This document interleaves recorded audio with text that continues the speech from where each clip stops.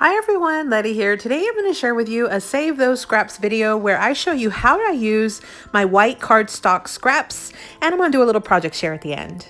Welcome back everyone. So today I wanted to do a little bit of a different type of video. I had these white cardstock scraps out on my desk, and so I wanted to show you how I use them.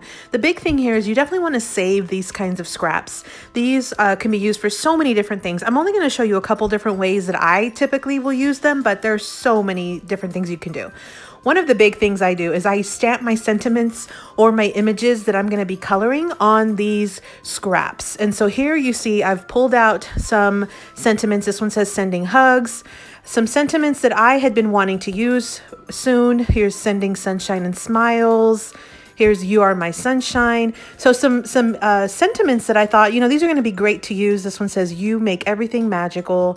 This one comes from a new stamp set I had just purchased, and I've already stamped some of the little unicorn images and some of the coordinating little pieces that go with that. You can just cut these up. These are ready to be colored and then used.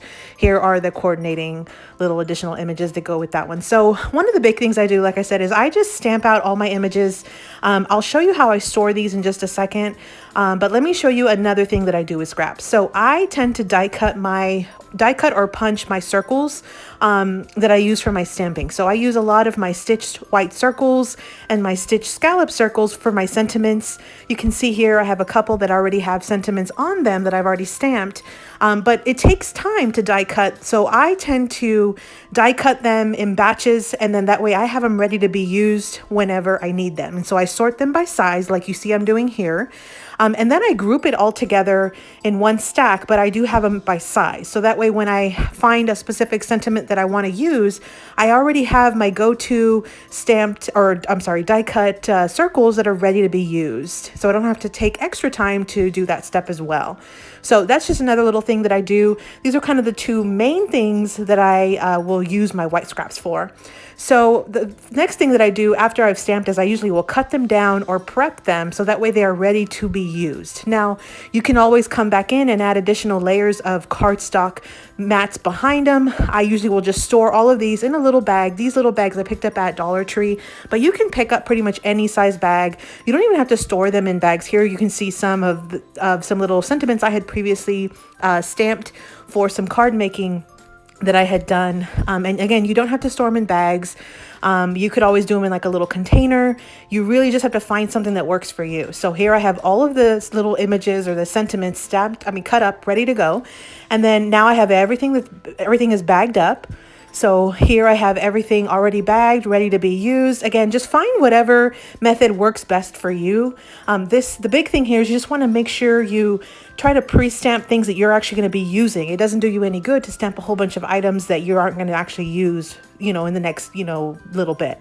So just a final recap, I have the stamped sentiments and some images. I ended up using all of my scrap strips. I ended up making 16 mini slimline cards using those little pre-stamped sentiments just to kind of give you an example of how quickly these things can come together.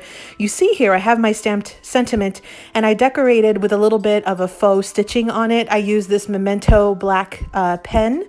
And basically this is the same color, which is the tuxedo black. This is the same color of ink that I use for my Memento, the stamping of it, the actual ink that I use to stamp the image or the sentiment. And then I use pops of color on these cards. This one's key lime, and I am very new to pops of color, so my pops look like blobs of color on my cards, but I'm still learning it. It's fine. I did end up cutting some of the paper that I just received I had purchased in the flamingo paper pack from Hobby Lobby. So you see here, if you recognize that little flamingo print and the papers that went with it, you see here I added some sentiments on the bottom, some sentiments on the top, depending on what images I had. I have thick strips, I have thinner strips. I did some doodle lines. I did some faux stitching with my black marker. I just kind of used what I had and just kind of, made the cards. It came together really, really quickly, again, because I already had all of those sentiments stamped and ready to be used. So here's just a quick recap of all of the different cards that I made today. I made 16 total, off camera, of course, but I made 16 using those stamped images or the stamped sentiments that I had prepped with those white scraps. So I used 4 different colors of cardstock, made 16 card bases, and there you have it. And then one thing I did do is I did add some white sticker paper on the inside. I added a little sentiment on the back as well, just to finish out these cards. So again, the big thing here is save those scraps. Thanks for visiting, everyone. Hope you subscribe, like this video, follow me on Instagram. Here are a couple videos I think you might enjoy, and happy crafting.